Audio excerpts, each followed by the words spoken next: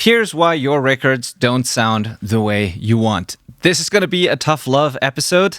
I know many of you are not going to like this, and that's okay. Try to understand what we're saying here. Stay with us, and this can be one of the most valuable episodes for you. I know we're going to get hate comments on this. I know we're going to get people disagreeing. This is totally fine, and I actually know why that happens, and I feel you. I have empathy for you because I used to be the same, and I still am the same in many areas of my life. So if there's resistance, if you don't believe what we're saying here, or you don't get the value, I understand it, but maybe try and see the value in this and try to stick with us for this episode because again, if you do, this can be one of the most valuable episodes for you. So what we're going to do is we're going to set the frame today because the year is about to end and everyone is planning for the next year. Many artists that I talk to have plans for 2026, the records they want to make, the goals they have for their band, for their music project, or just their hobby. And I want the next year to be the best year for you ever, for you and your music. And so we're setting the frame for what's to come. And we're going to start off the new year. We're already starting the end of the year, but then we're going to start off the new year with a series that we're going to be doing that outlines the entire record making process, start to finish. So we're going to show you what all the steps are that go into making a record. And then we're going to go into each of these steps and show you all the things that go into it. So it's going to be a pretty long, complete series that I highly recommend you go through start to finish if you're discovering this later. And this episode today is going to set the frame for that. It's a mindset episode. It's, again, one of the most important things to talk about and also one of the things that not many people will go through and appreciate, but that's fine. So yeah.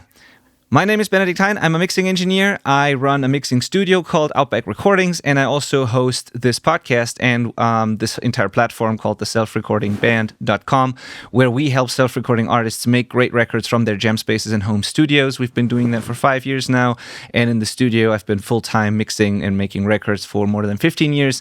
We mix about 250 songs per year, up to 300 sometimes, and we work with artists worldwide through our coaching at the Self-Recording Band. So if you're discovering this, welcome. Welcome to this podcast. Welcome to the show. If you're already a listener, welcome back. Always appreciate you. This is available on YouTube, but also as a podcast. It's primarily an audio podcast in all the podcast apps. So whether you prefer to listen to your content or watch your content, you can do both. And as always, I'm not doing this by myself. I'm doing this with my friend and co-host, fantastic music producer from Madrid, Manel Espinosa Berenguer. Hi, Benedikt. I'm happy to be here as every week. And yeah, for those who don't know me, I'm Manel Espinosa, and I'm a music producer and mixing engineer from Spain. Always happy to turn your demos into great songs through a very lovely process. I realize I said from Madrid again, by the way. It's Alicante now, but still Spain. Yeah. Yeah, so between the two of us, there's quite a bit of expertise making records, and I'm not saying these numbers at the beginning to brag, but just so you know that you're actually listening to someone who's actively making records every single day and has been doing so for 15 years, because I know there are a lot of content creators out there who primarily make content, but not real records. This is not the case here.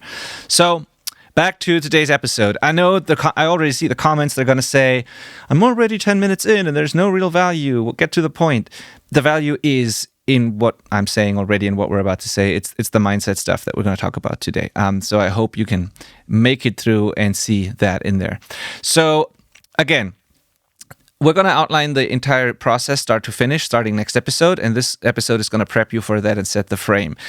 I know that there are different approaches for each of the steps that go into making a record. That's clear. Not every record is made the same. Every artist is different. Every producer is different. There are different approaches, tastes, styles, all of that. There are hardly any rules. At the end of the day, it's art. So I totally understand that. But the general process, the overall process is the same and always true.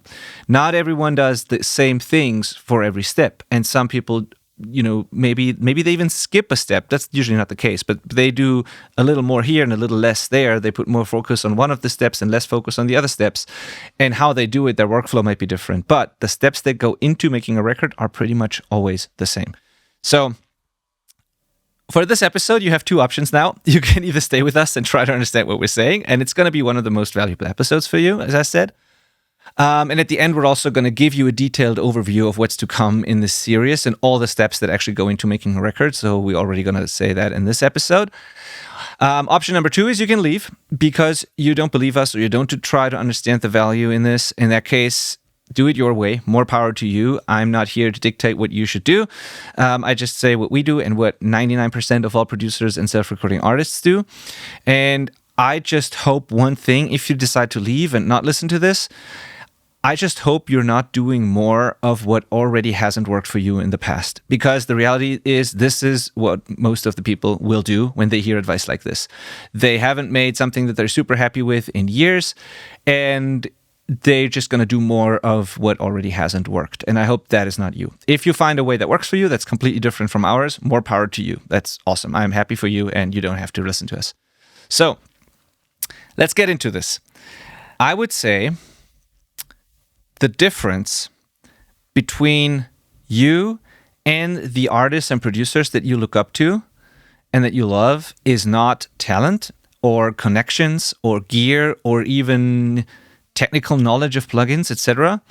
It can be a little bit of all those things, especially talent obviously plays a role, but that's not the main difference. The main difference is that they put in the work and do all of those things that we talk about on this episode and have been doing so for almost 300 episodes at this point. And you don't do those things.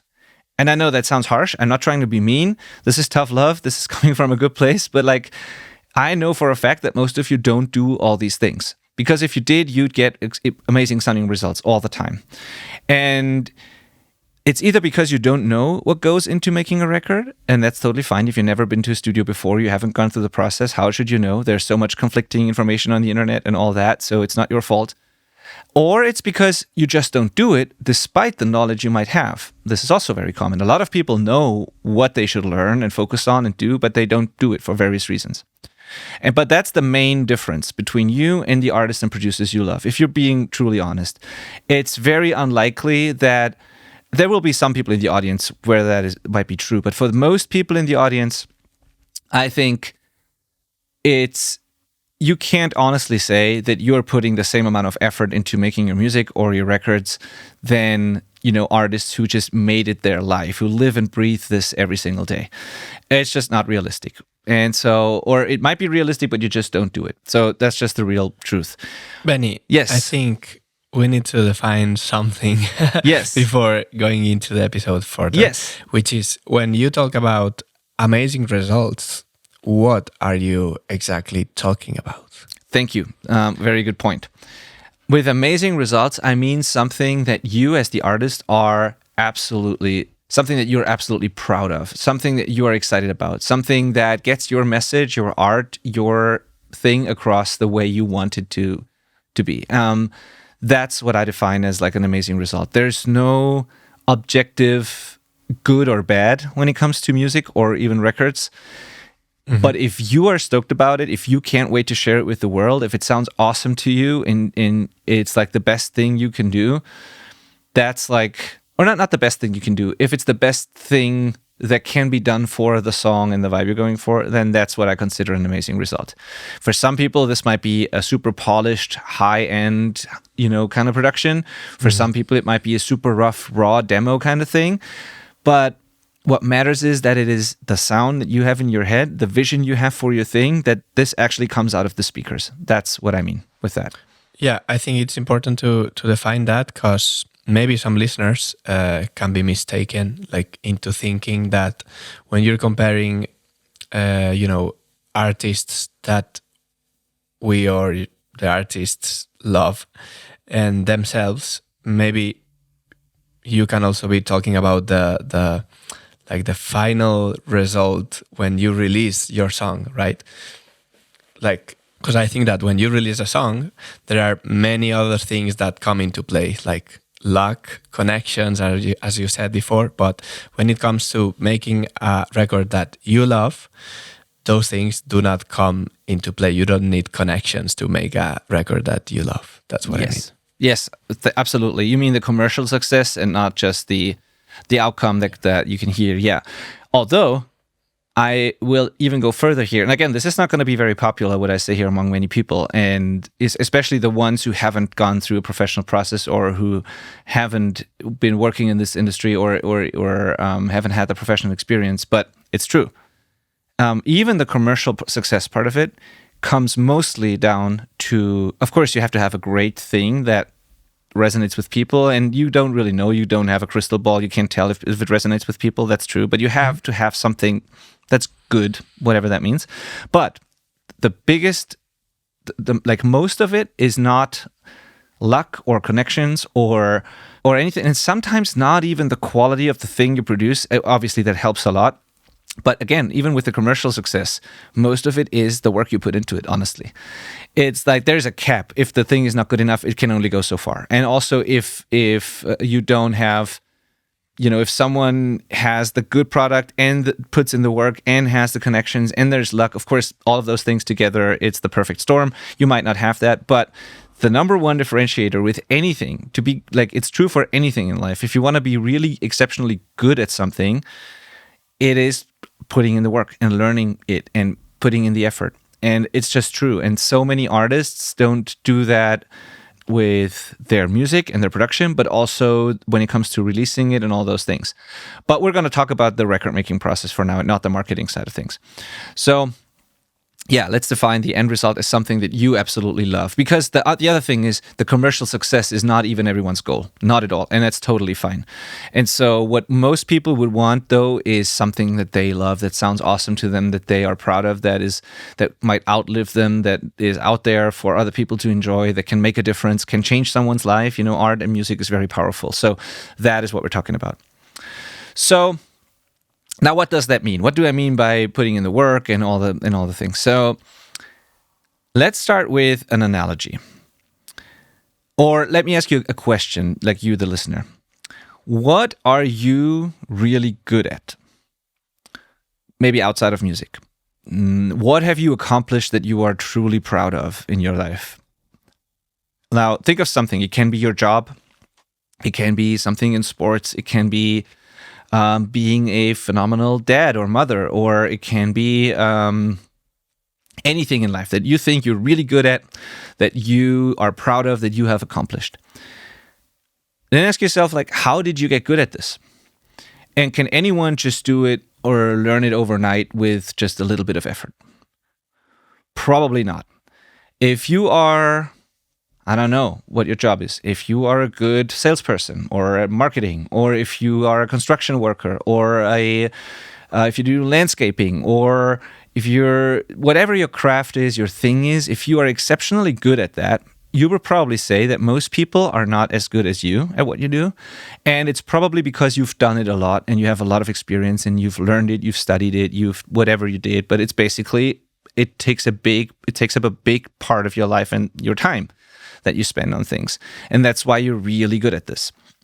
So can we then assume that if you want to be really good at making records, that it would require a similar amount of focus, dedication, passion, and effort that goes into this to become really good at this? Probably yes, because it's like the same thing in all areas of your life. And the thing is, a lot of people, for whatever reason, and I'm including myself in this because I'm the same in many areas, and I used to be the same when it comes to music.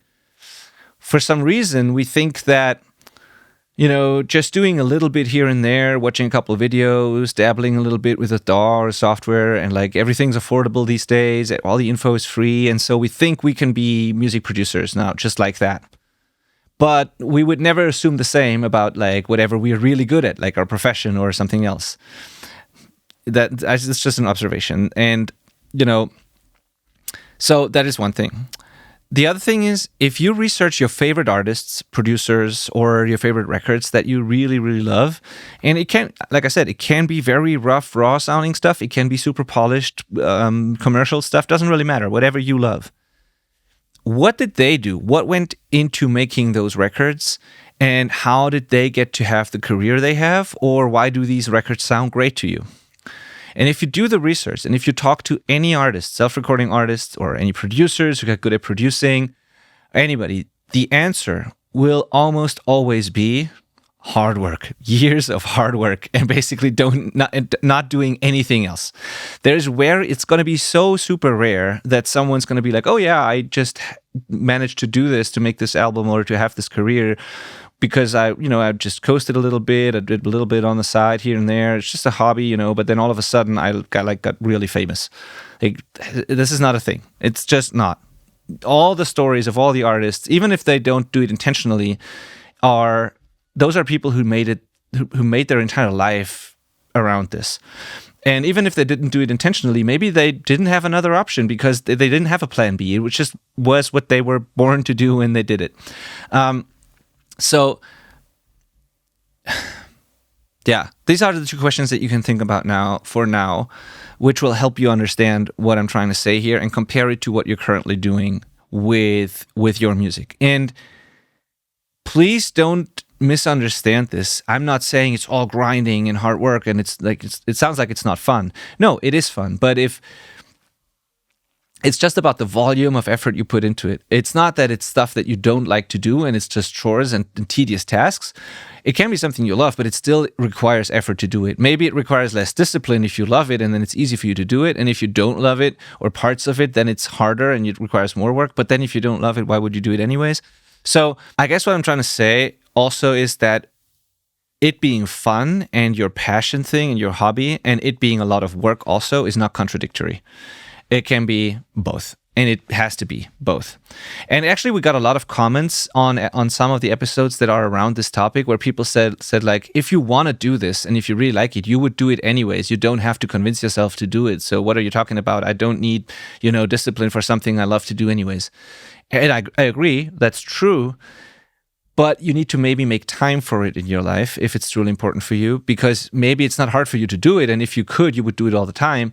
But maybe you can't because of other things in your life. And then it's just a matter of either adjusting your expectations or making time for it if it's so important to you. And then it goes back to the question, like, how important is it? Is it a hobby where it's okay that it's never going to be like super professional sounding or whatever? And it's just fun and the process is fun and you don't really care that much about the result? Awesome, absolutely fine. Or is it more than that and you truly care about the result and you would be sad one day if you didn't try and you didn't get those results, then you might have to change something about your priorities and might have to put in more effort. So it's all about priorities again. Yeah, so before I go deeper into this, because I want to get back to the outline and make it more structured, do you have any thoughts on what I just said, Manel? I know it sounds tough, but I also hope people understand what I'm saying. I'm not trying to make them just grind and do stuff they don't like. I just want to make them realize that it would be very unlikely to assume that if you don't know what goes into making a record and if you don't do all the steps and if you don't take the time to learn it and do it properly, it's going to be very unlikely that you're going to get a great result. And if you don't have much time, it might just mean it takes longer for you, but you still can't skip the steps, kind of. That's what I'm trying to say. Yeah, I would say that even if it's something that you love, you really need to have some discipline to make it happen to a high level, I would say, right? Because, for example, I can compare with myself playing Fortnite. I play Fortnite with my friend Pablo, who is also a member of the syndicate and is a producer. And if I stay, 2 weeks without playing Fortnite, the next time I play, I don't remember the controls, Yeah. So if in the case that I would decide I want to be a professional Fortnite player, I would need to play every single day to master everything, right? But in my case, this is just a hobby. I don't really care if I get killed 1,000 times or whatever. Yeah. So I don't care. But with music, it's the same, right? If you really want to progress, if you really want to be a better mixer, you need to develop your ear. So you're gonna need to practice at times where you don't really feel like doing it because you want to play Fortnite or you want to read or you want to spend time with your friends or whatever. So even if it's something that you love, it requires a sacrifice anyways. Yeah. Exactly, because it doesn't just happen overnight. And even if people think we have all these tools now, and some of it do some stuff automatically, and there's AI, and there's like all, doesn't matter, because what all of those things can't replace is your vision, your taste, your ability to hear and listen critically and make decisions, and your ability to use these tools intentionally. Just like people used to, like, there's these, I see ads all the time where it's like, the Suno app, and I'm not bashing Suno, it's a fantastic tool, but like, so I'm just going to bring it up. I see ads of Suno all the time where it says, the iPhone made everyone a photographer. Suno makes everyone a musician. Bullshit. It's just complete bullshit, because the iPhone made no one a photographer. It made it more accessible for people who were willing to learn the skill, and then they could use their phone instead of a camera. That's true. If you're a good photographer, you can make great photos with an iPhone. Totally true. But if you're not a great photographer, the iPhone won't turn you into one. And the same is true for Suno and all the other tools. And so, it's just, yeah. A couple of weeks ago, actually, I had someone send me a song made with Suno, right? And I was like, okay, this sounds good, but can you sing this song? Like, this is not your voice. So I need to like listen to the song with your voice to see. And she did that, and it wasn't working at all. Like, some people think that just because they can make a song with AI introducing the lyrics, they automatically become artists. But that's not the case. That's just like, that's a person playing with a tool, but that's not being an artist. Being an artist requires way more craft and developing the craft and, Yeah, correct. Yeah. Correct, absolutely. And also, when I think about the times when I was teaching guitar, I had tons of students that they would come to class, they would play guitar, and they would not play guitar anymore until the next class, right? So, and you know what happened? That they ended up dropping the lessons because there's no way you can learn to play guitar if you play once a week in class. Like, so I have those examples. Absolutely, totally. And there's so many analogies. And I think, again, if we connect it back to something that you're already good at, you might be able to understand it better, and you might be like, oh yeah, that's actually true. I don't think that people can just do that like that. And I only got good at this because I did X, Y, Z. So there's countless examples, like you said. But there's also there's a couple of different ways you can get there. And it's not like grinding 24/7 and don't doing anything else in your life is not your only option, luckily, these days. We have to say that. So I'm going to give you a couple of different options. And there's, there is a chance and like hope for everyone, depending on your situation. There is a solution for you that works, even with your busy life that you have. It's just going to have a different cost associated to this. So I'm going to go into 3 ways that you can pull it off. None of them is free, by the way. None of them is completely free. There's always a cost to it, and we're going to get to this. But before that, let me give you one more analogy. Let's think of athletes. Like I already said, the example of your favorite artists, where almost all of them just put in a ton of work and made their entire life around this. But athletes, the same thing. If you try to become really good, not even world-class, like world-class athletes, of course, you can't do anything else besides being an athlete. But if you even want to be in the top 10 or 5% or whatever of a sport, like just really, really good, but not professional maybe, it would be very clear to most people that you can only do that with a lot of training, a lot of knowledge about training, a lot of knowledge about nutrition and all the things that go into it. And you have to just put a lot of work into it. There's no other way. And it's very clear to us when we're talking about athletes. Yeah, of course, I can only do it if I train and if I do this.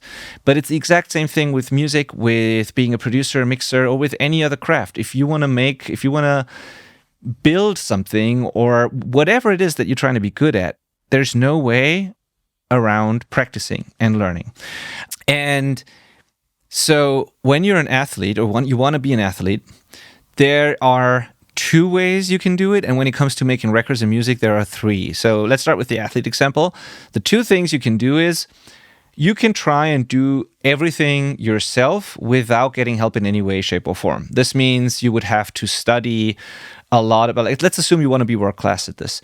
You'd have to study, everything that has to do with nutrition, science, like exercise science, biology, like physiological stuff, how the body works and all that. You need to figure all that stuff out and have the knowledge. And then you have to also implement the knowledge and do the work and train and eat accordingly and do all these things.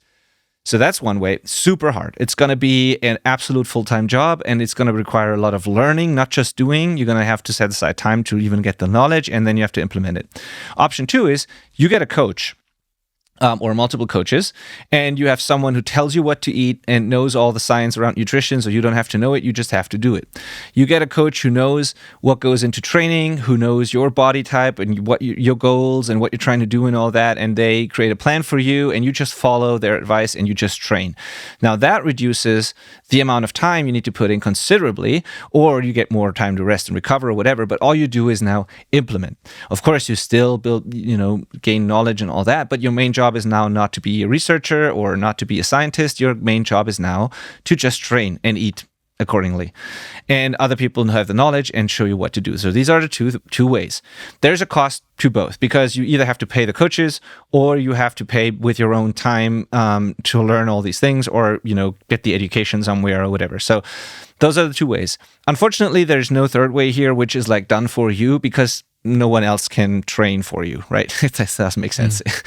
So when we think about making records now, there are three ways. Again, first way is you do everything yourself, and you try to make something that sounds as exciting, as good to you as your favorite records. I'm not saying it sounds the same. People always misunderstand that when I say that. I'm not saying you want to sound like your favorite records, meaning you copy it. You want to sound as good or as exciting as your favorite records. If that's what you're trying to do, and you try to do it on your own, you would have to get all the knowledge that the people have who made these records, the producers, engineers, mixers, all the people involved in this, the artists, the session players, whoever is involved in making the record. You would have to be as good at all of those skills and have a lot of knowledge, and then you'd have to implement all the things that they've done in your way, like based on your songs and all that. So it's not the same, but it's the same amount of effort. Very, very super hard to do. Option number two is, and it would take forever, and it would basically be your full-time job for quite a while. Option B would be, again, you work together with someone who knows what goes into making a records and what exactly you need to do to get your vision across, who understands your vision, who knows what you want to sound like, who helps you learn the tools you have and set them all up correctly. And all you need to then do is implement. You need to do the playing, the recording, the turning of the knobs, but somebody's there to show you how and why and when to do something. And you're going to save yourself a lot of time, because you don't have to research. You don't have to look up the information. You don't even have to think about what it applies to your stuff. You just do it and focus on just, making your music and producing it and mixing it and all that. Option number three is, you let someone else do it for you. Of course, part of it you need to do yourself if you want to be an artist and if you want your own songs to come to life. So you need to write, you need to play, or maybe you don't even have to play everything. Maybe someone can play parts for you as like session players, but there's going to be something you're going to do yourself, because at the end of the day, it's your music, right? So, but the production side of things and the mixing and mastering and all that, you can absolutely hire people to do that, and just go to a studio, hire engineers, hire mixers, hire mastering engineers, and have it done for you. That's option number three.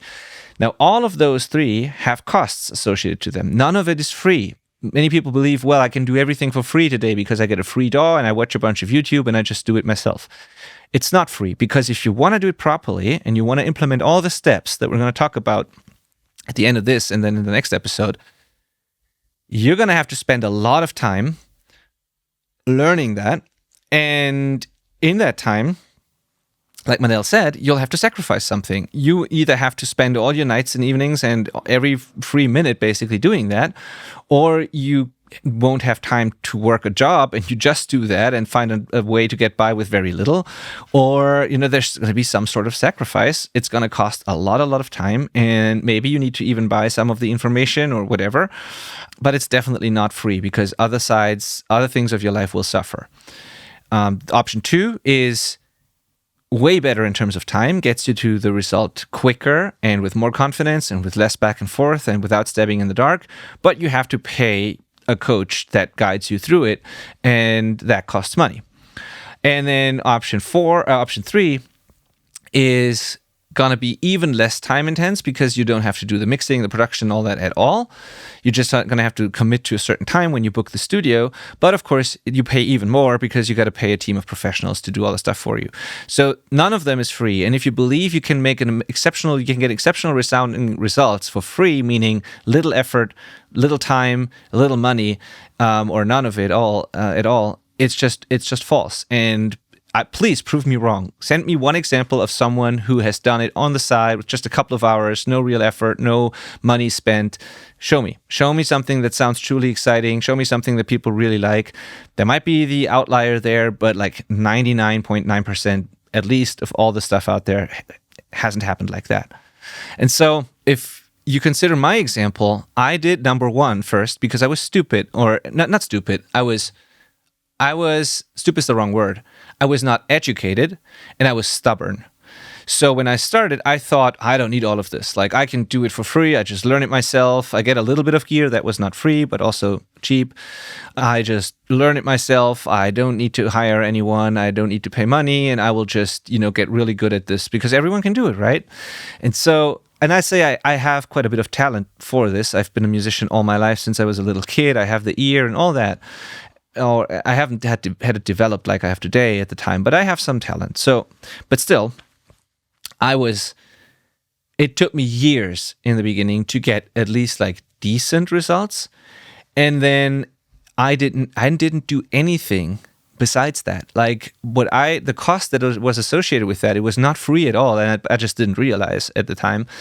I said no to so many things, like in my when it comes to friends and family and stuff like that.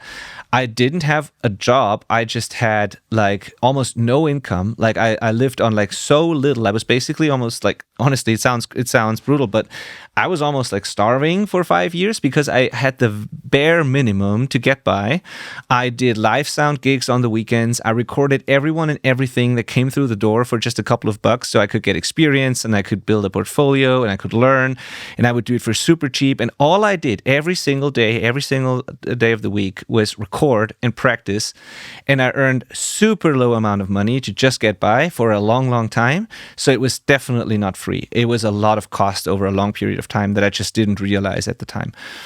And then I found a mentor at some point. I learned from true professionals. I started collaborating with true professionals, and then my entire mindset shifted, and I was like, oh, that's what it takes to make a record. And then I slowly realized, and then my progress just skyrocketed.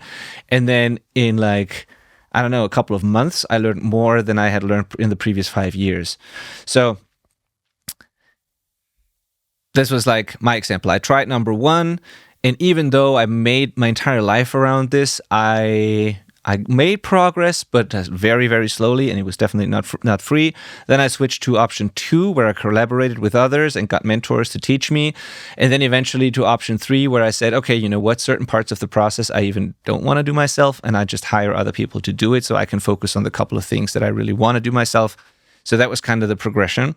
What are you, Manel, besides music, or like maybe it is music, like how did you get really good at the things that you are really good at?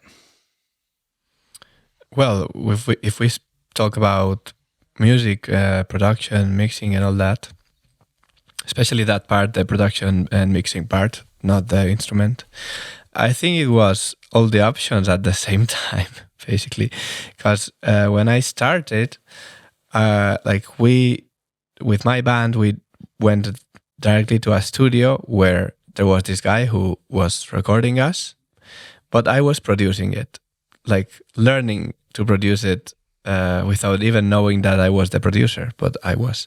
And then he was mixing it. And through those opportunities, I got to record with another band, and there was this producer there who showed me a couple of things.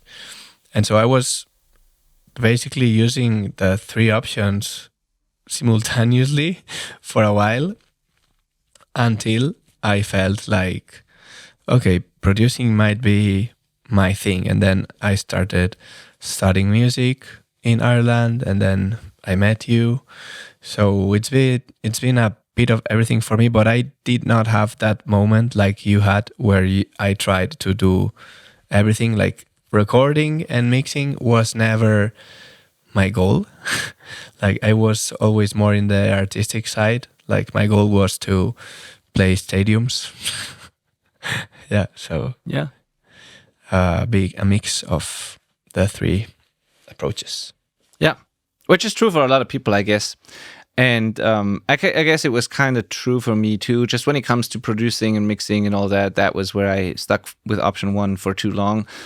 But after all, then it became a mix of all the things, because I didn't stop learning on my own. I just mixed it all. But yeah, you're right, and you probably also made progress faster, or and your goals were different, or maybe changed a little bit. I guess you've always been curious about like microphones or how to mic a drum set, what snares to use and stuff like that. I've never been like that. I couldn't care less about those things, you know. Yeah. So. It's funny you say that. You're actually right. Like, if I'm being honest, there were a couple of years when I was still touring with my band and all that, where my dream was to make the band my life and my thing. But if I'm being honest, even during that time, I was really more interested in the technical stuff than I was in the becoming the best player kind of thing, for example. I liked being on stage, I liked having fun, I liked playing to audiences, and I liked the energy. And then also in the genre that I was in, it was so much about the message, the energy, the connection between the people and what happens on stage. And like punk rock and hardcore and these kind of shows, it's the two become one. There's no separation between, people and the band. And I love that. But when it comes to the craft, I was more interested. I was always the one checking out what the sound guy, what the mics were, what mics the sound guy was using, and where they would place them, and like that kind of stuff. And I would talk to the other bands that we played with about their records, much more than I would nerd out about how to actually play my bass or whatever. Like that was the stuff that I didn't care about, although I was a bass player. So you're totally right. I told myself I wanted to be a musician, but I really was interested in how to make it sound awesome. Yeah, and the thing is, and I think it's interesting, is that you never know who you are, really. Like you think you want something, but then life happens and things evolve. And now probably we both are in a spot where we are kind of more sure about who we are. Yeah. But we also know that it's gonna change. Like with time, it's gonna evolve, and it's gonna change. Yeah, and it's also you're totally right that it changes. And one example is, it's kind of a full circle thing that's happening now for me, or had happened the last couple of years. Because, like I said, I thought I'd be a musician. I want to be a musician, and the irony is that I ignored that I had to be a good musician in order to be successful as a musician. And so I was more interested in the technical side of things, and I thought I was interested in making it sound good. So I focused on that. And now, that's why I say full circle, I realized during the last couple of years, like for a while now, but I at some point realized, I can only make it sound good if the people actually play well. And so it's not one or the other. You need both. And so later, when my actual sort of music time was over as an active sort of touring musician, I then started to learn to play my instrument better. So because I then knew, there's no point in trying to make it sound good if I can't play it that well. So now I'm a better bass player than I ever was, although I'm not actively touring anymore, just because I now realized how important that is, and that it's the most important thing about it all. So it's like we evolve, we learn, we change. We don't know who we are in the beginning oftentimes. So that's true, yeah. And And this is also a very interesting conversation, or part of this conversation.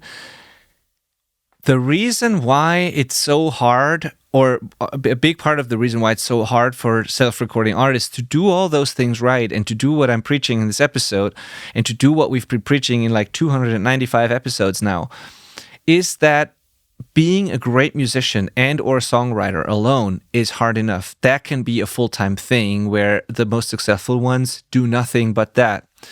Now, if you add to that the job of a producer, and then the job of an engineer, a recording engineer, and then the job of a mixing engineer, you're trying to be good at 5 different professions, 5 different jobs at the same time, and it's incredibly hard to do.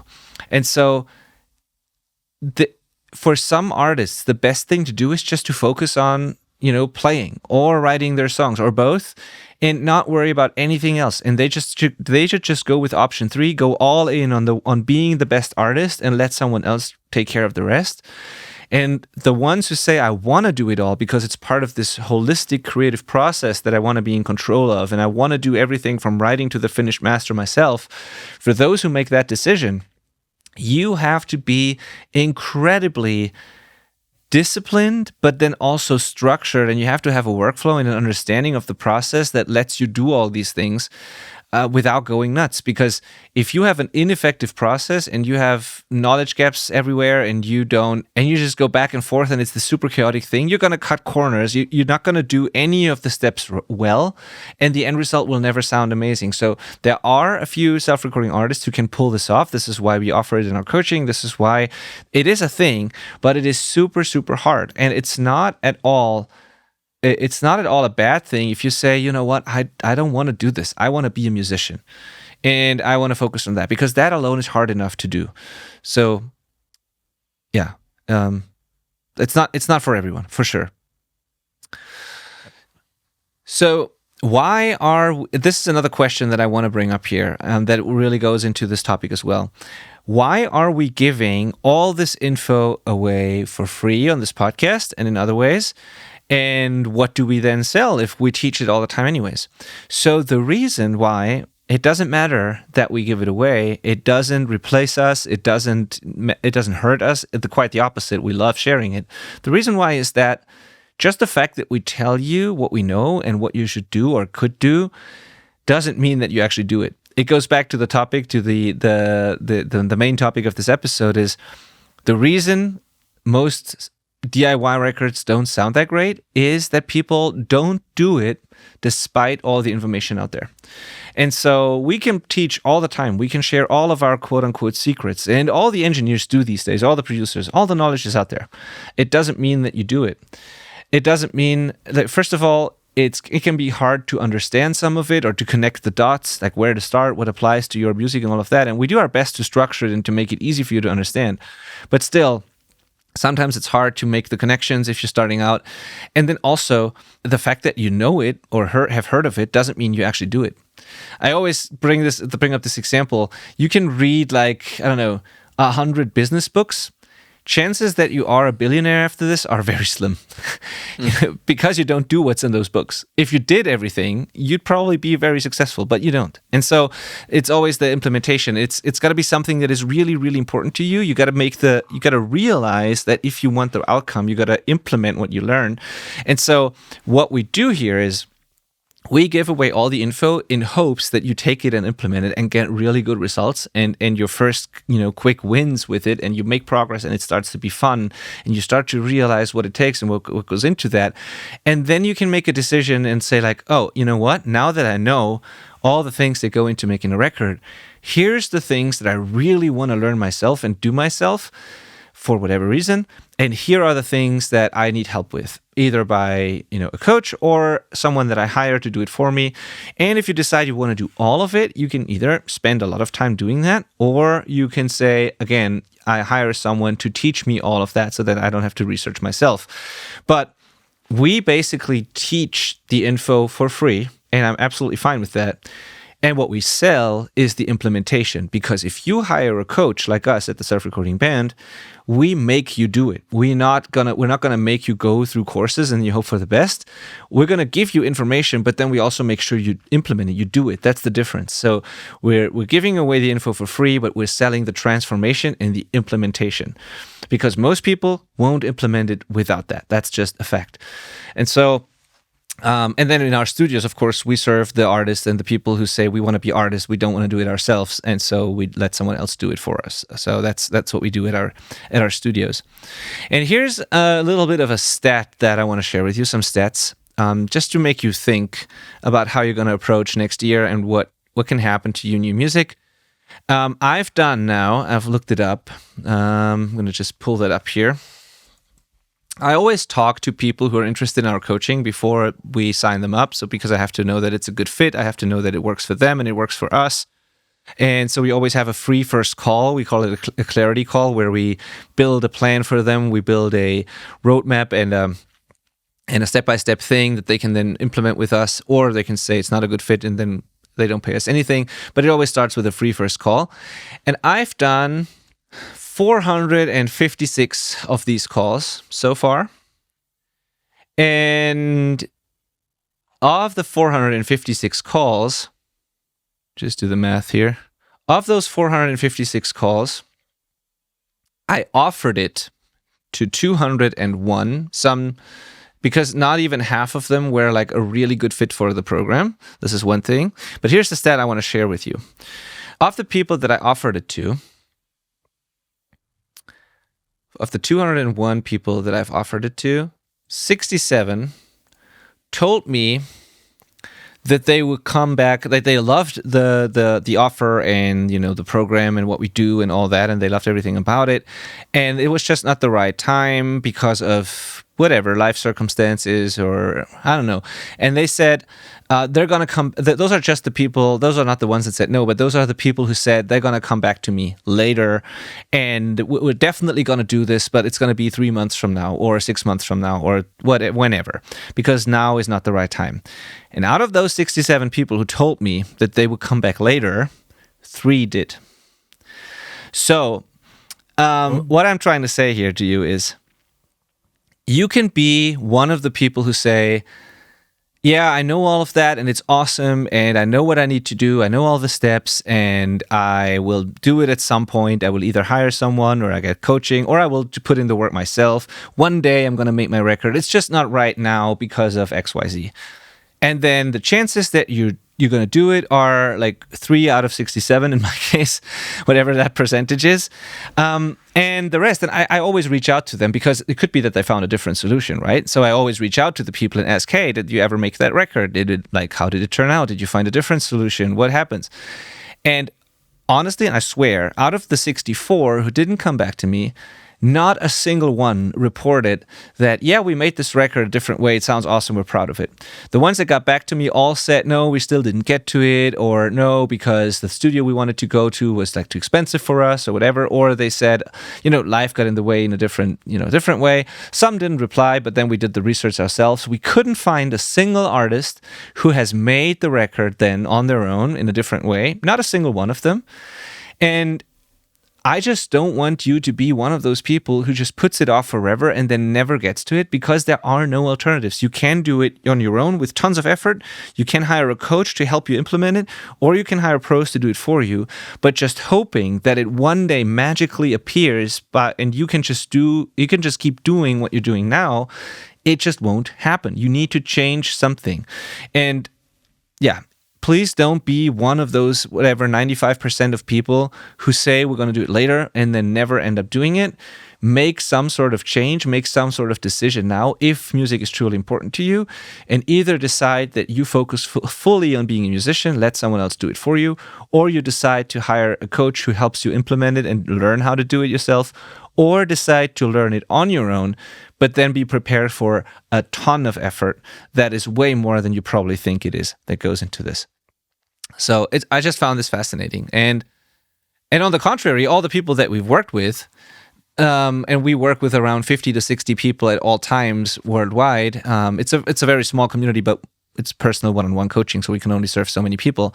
The ones who do that, not all of them get the same amount of results. That would be a lie, but the success rate is really, really high, and all of them are releasing, music, are finishing music, are making progress, are learning. Everyone learns at a different rate, but they do something. While 3 out of 67 truly came back later, and out of the 64 that we contacted, we couldn't find a single one who actually made a song that they released.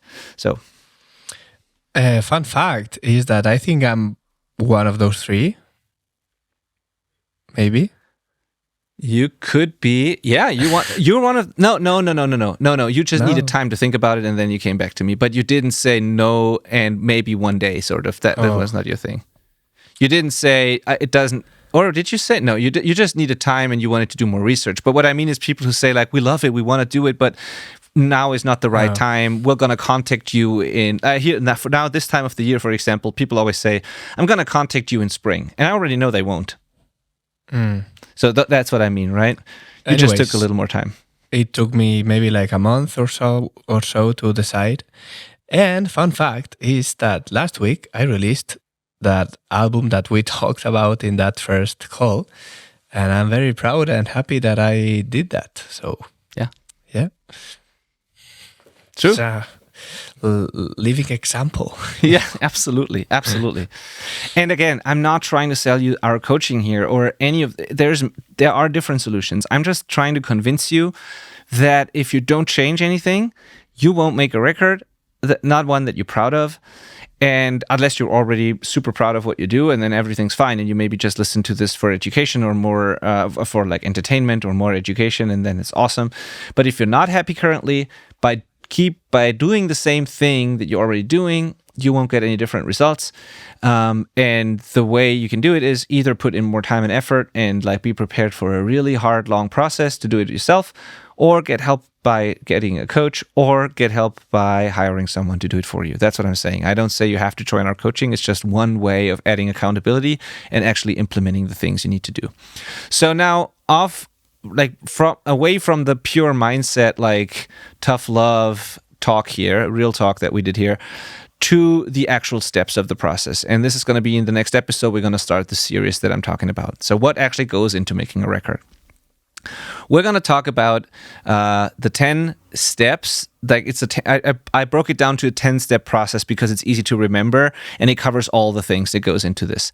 So the 10 steps that go into making any record that we're going to talk about starting next episode are the song, like the basics and the foundation, which is that we need to have to work with, which is the songwriting, the arrangement, like the actual thing you're trying to create. Of course, that's what it starts with. So writing, arrangement, that kind of stuff.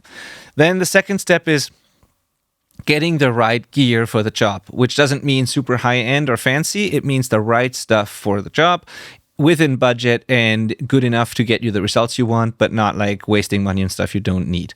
And then also setting that equipment up the right way, including your room and, all the things that go into that. So gear is the second part, the right thing for the job. The third step is pre-production, which is then turning your rough demo ideas and all that into a blueprint of a song that can then actually be produced. It's like you prepare yourself and the songs for the actual recording session. This is what bands would do before they go to a studio. You show up at the studio prepared, hopefully, so you have practiced, you know what you want to record, you know what everyone's parts are. There's always room for spontaneous creative stuff, but in general, you would have a finished pre-production before you enter studio, and you do the same thing if you do it yourself. The demo phase of pre-production can kind of become one. That's why I said every process is different, but there is such a thing as pre-production. Then the next step is the actual recording setup, which is sound check. So which mics to choose, where to put the mics, mic positions, angles, that kind of stuff. Instruments setup, the intonation, the right strings, the right drum heads, all that stuff, how to dial in the amp, where to put things in the room, like the sound check, the first day of the studio sort of thing. Monitoring what you want to listen to while you are recording, those kinds of things. Step number 5 is the actual recording session. So now The songs are written, you have the right gear, you are prepared for the studio, and your songs are prepared for the studio. You've put the mics in the right spot, have chosen the right mics, have set up everything the way you want. You know everything sounds great. Now step 5 is you focus on playing the right takes. Now all you need to do is focus on the best possible performances and capture the perfect moment, and everything else has already been taken care of. Now you are the performer. Step number 6 is exporting and comping, basic like sort of editing, maybe exporting and transferring it to a new session depending on your workflow. But there's going to be, after the recording session, there's going to be some sort of process where you organize your tracks, you pick the right takes, you comp it together, you clean up the session, that kind of thing. Ideally, you'll do some of that on the fly during the session, but there's going to be this sixth step of organizing the session, throwing away the takes you don't need and all that. So then there's going to be, maybe, depending on your genre, there's going to be some sort of post-production. So maybe you want to add additional sounds, samples, stuff that you didn't record in the real session with the real instruments. Maybe you want to program some MIDI stuff on top of it. Maybe you want to add some sort of sound samples, effects to make it more dramatic, that kind of post-production step. This can be optional depending on your genre, but I just included it here for the ones who do this. Then there's going to be step number 8, which is editing. This is like optimizing what you've recorded in terms of performances, timing, tuning, etc. It can mean correcting things that could have been better. It can mean saving a perfect take that just feels awesome but had a slightly technical flaw somewhere, but you want to keep the take because it feels awesome. It can be cleaning up, noises and stuff that are not supposed to be in there. It's just turning what you recorded into the best possible take that you would have recorded if you were able to, sort of. And this is true for even the best musicians in the world. It's not cheating. It's not making it lifeless. It's not about hard quantizing all the time. It's just about doing what's necessary to get the best feeling take possible. And maybe nothing's necessary, but in most cases there is something. So editing. Then there's going to be mixing, which means now you take all the individual tracks that have been recorded and edited, and you mix it into one stereo file, which is your mix. This is the first time that everything comes together and sounds like a song. This is the mixing part. And then there comes mastering as the 10th step, where you take the finished mix and you turn it into a master, which is you don't have control over the individual tracks anymore in that phase, but you turn it into one thing that can be played back across all the different playback systems, and it will just work everywhere. It will work on all streaming platforms. It will work on vinyl, on CD, whatever. You create the final formats and deliverables. You do a final quality control. You implement all the metadata. You embed all that stuff. You do the sequencing and the transitions between songs. So it's just creating the final deliverables for the project. And doing the final quality control, giving it a final polish maybe, but it's mostly like a technical, sometimes a little bit of creative, but also very technical step. This is just finishing the record, whatever it needs to be finished. So those are the 10 steps. And as you can see, if you're truly being honest to yourself, most of you listening don't do all of these steps. Either you don't do them at all, like you skip some of them entirely, or you don't do all of them properly, or you don't even know what goes into each one of those steps. And you can already imagine that if you did all of those things properly, meaning whatever's appropriate for your project, it would take a lot of skill, a lot of knowledge, a lot of experience to do that. And it would take time to do it right. And that's why most people don't do it if they don't work with professionals. And we are trying to change that. We're trying to give you the ultimate series start to finish, where we show you what goes into each of these steps. And then you can decide which of the steps you want to do yourself, learn yourself, or where you just need help, either with the implementation or just someone who does it for you. That's kind of the overview that we're going to start with the next episode. Yep. Short episode. No, it was a long episode, actually. Yeah. But it was necessary, I think. And like I said, most people will already have left us at this point here for this episode. But the ones who stay till the end, I really appreciate you. And I know that you understand that I don't I'm not trying to be mean. I'm not trying to make this hard, tough thing that is not fun at all. It's quite the opposite, because if you get good at this, it's going to be more fun. It's going to be more creative. And I love my job every single day. I think the better you get at this, the more intuitive and creative it becomes. The less you know about it, the more frustrating it is, because you're always starting over again. You don't really know what you're doing. You don't feel confident. Something's always missing. So yeah, but I think you understand if you're still with us at this point, and I hope you'll get a lot out of the series that we're going to start next week. Yep.